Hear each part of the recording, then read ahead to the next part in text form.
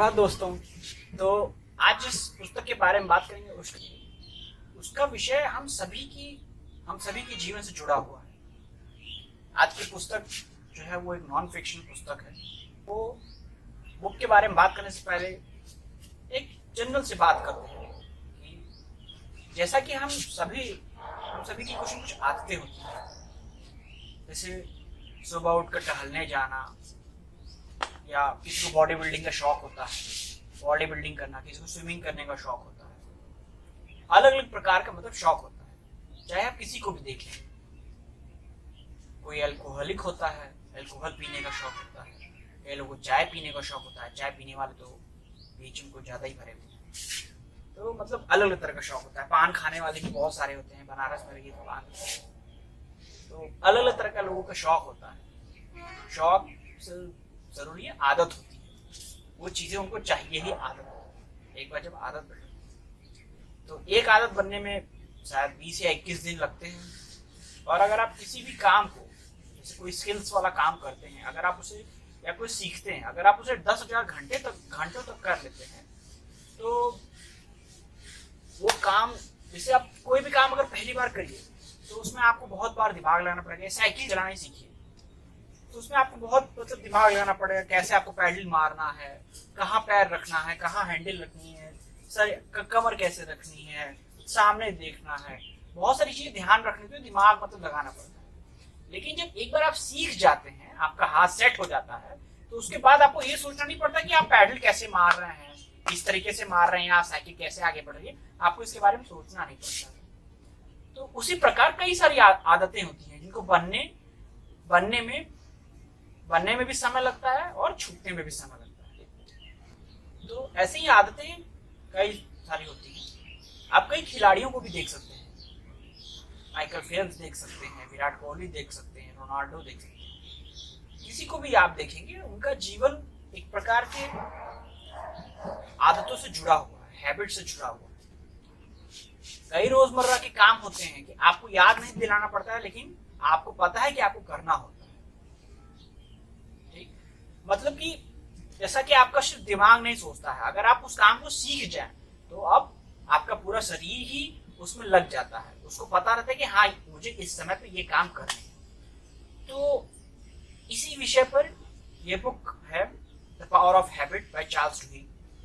तो जैसा कि आप अगर बुक पढ़ते हैं तो जाहिर सी बात है, जनरली लोगों को कहानियां ज्यादा पसंद आती है। लेकिन सबका विषय सबका टेस्ट अलग होता है। बुक का टेस्ट सबका अलग होता है। कई लोग जैसे होते हैं जो कहानियां ज्यादा पढ़ते हैं, लेकिन नॉन फिक्शन बुक्स ज्यादा नहीं पढ़ते। तो लगता है कि क्या होगा पढ़ के, मुझे तो सब आता है।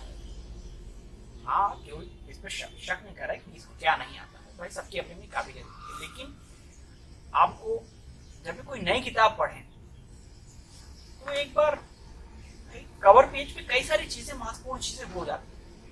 हाँ, कवर देख के डिसाइड नहीं करना चाहिए कि पूरी पुस्तक में क्या दिया हुआ है, लेकिन एक बार आपको कवर देख लेना चाहिए कि क्या है। ये द पावर ऑफ हैबिट की हिंदी अनुवादित पुस्तक है। तो और चूंकि जो इसके लेखक हैं, पुलित्जर पुरस्कार विजेता हैं, एक पत्रकार हैं, न्यूयॉर्क टाइम्स में कार्यरत हैं। इनकी 2 पुस्तकें बहुत मशहूर हैं, जैसे ये habit, Why to do and how to change it, and Smarter Faster Better। तो और ये पुस्तक जो है हमारे आदतों पर बेस्ड है, हैबिट पर। उसका वैज्ञानिक अध्ययन, आप उसे कैसे समझ सकते हैं, कैसे किस प्रकार से जो हैबिट्स हैं वो कैसे हमें जुड़े हुए हैं। तो बेसिकली जो ये बुक है वो 3 भागों में बटी हुई है। जैसे जो पहला जो हिस्सा है, उस हिस्से में कैसे व्यक्तिगत आदतें डेवलप होती हैं, कैसे वो बनती हैं, कैसे बिगड़ती हैं, उसके बारे में बताया है। तो और जो सेकेंड पार्ट, इसमें कंपनीज का एग्जांपल दिया है। संगठन जो होते हैं, कई सारी कंपनीज होती हैं, उसमें एग्जांपल दिया है। और जो इसका थर्ड पार्ट है वो एक सोसाइटी की जो हैबिट्स होती हैं, जो सोसाइटी की आदतें होती हैं, उस पर बेस्ड है। और इस बुक की सबसे अच्छी बात है कि जब आप इस बुक को पढ़ना स्टार्ट करेंगे तो जो इसकी प्रस्तावना है, जो इसका प्रीफेस है, इस बुक में क्या क्या दिया है उसके बारे में बड़ा ही संपूर्ण ज्ञान लगभग इसमें दे देता है कि यहाँ होगा। कई मरीजों का एग्जाम्पल दिया है इसको, जिन्हें कई सारी समस्याएं थी, किस प्रकार से उन्होंने आदतों के उपचार के ऊपर काम किया, क्या उन पे असर हुआ, इसी का एक वैज्ञानिक अध्ययन है, वहां से शुरुआत होती है। और किस प्रकार संगठन या जो विज्ञापन होते हैं वो हमें किस तरह प्रभावित करते हैं हमारी आदतों को, इस पर भी ये बेस्ड। थर्ड पार्ट में आप देखेंगे इसमें एक छोटा सा एग्जाम्पल दिया है जो कि अब बहुत बहुत महत्वपूर्ण है। किस प्रकार एक समाज की जो आदतें होती हैं वो बेस्ड होती है। तो इसमें क्या एग्जाम्पल दिया है, जो तीसरे भाग में जो समाज के जो सोसाइटी की हैबिट्स है उसके बारे में बताया है। मैं थोड़ा सा उसका अंश पढ़ना चाहूंगा। इसमें बताया गया है कि अमेरिका के अल्बामा राज्य के मॉन्टेसी के समाज में मॉन्टगोमेरी के समाज की अंतर्निहित आदतों में बदलाव लाकर कैसे मार्टिन लूथर किंग जूनियर और नागरिक आंदोलन को सफलता हासिल, और इसी पद्धति का उपयोग करके युवा पादरी रिक वॉरेन ने कैसे सेटलमेंट घाटी में देश का सबसे बड़ा चर्च बना, और उसके बाद कुछ नैतिक प्रश्नों की चर्चा हुई है। एक और घटना का इसमें जिक्र है,